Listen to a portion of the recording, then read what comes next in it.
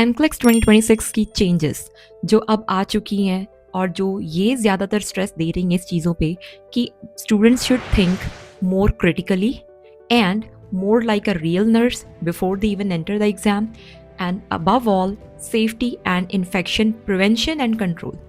Hi everyone, this is your tutor from Next Step Nursing Classes. तो आज मैं आपको बताने वाली हूँ एक बहुत ही इम्पॉर्टेंट बात।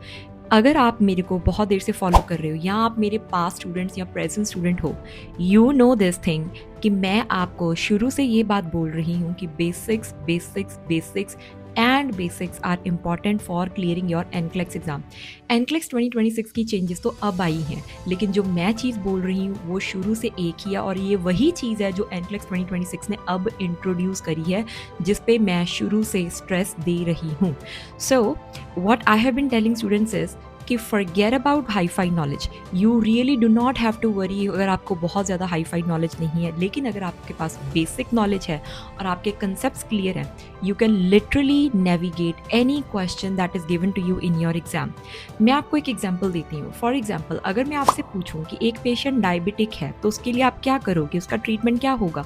यू नो दिस थिंग कि अगर कोई डायबिटिक है तो हम उसको इंसुलिन देंगे उसकी डायबिटीज़ ठीक करने के लिए, विच इज़ राइट। अब ये बात सबको पता है, but what does NCLEX wants? It wants critical thinking. Critical thinking मतलब, now look at this second example that I'm going to give you.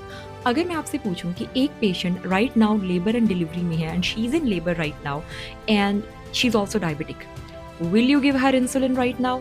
अब मोस्ट ऑफ द स्टूडेंट्स क्या सोचते हैं, diabetic and insulin for sure yes, क्योंकि insulin is a treatment for diabetes. But what NCLEX says, critical thinking. तो अगर आप सोचो, ध्यान से देखो कि मेरी पेशेंट कौन सी है, डायबिटिक, किस कंडीशन में है, लेबर में। एंड लेबर में होता क्या है, लेबर एक एनर्जी डिमांडिंग प्रोसेस है।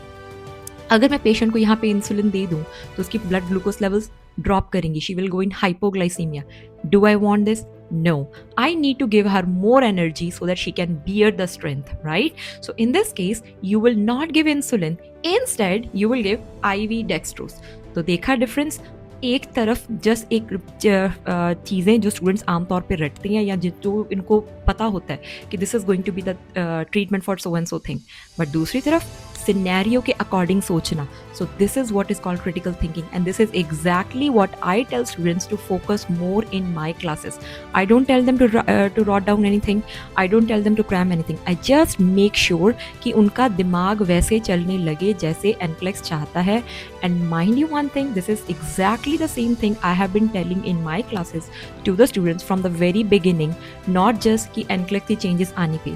The same thing NCLEX has changed now, but it is something that I have been telling diligently to all of you to follow ever since from the beginning. तो आप भी critical thinking practice करो, सोचना शुरू करो, लकीर के फ़कीर मत बनो। Do not just cram things and think कि ये मैंने पढ़ा है तो यही आंसर होगा, क्योंकि आपको क्रिटिकल थिंकिंग में सिनेरियो के अकॉर्डिंग चेंज होना पड़ेगा।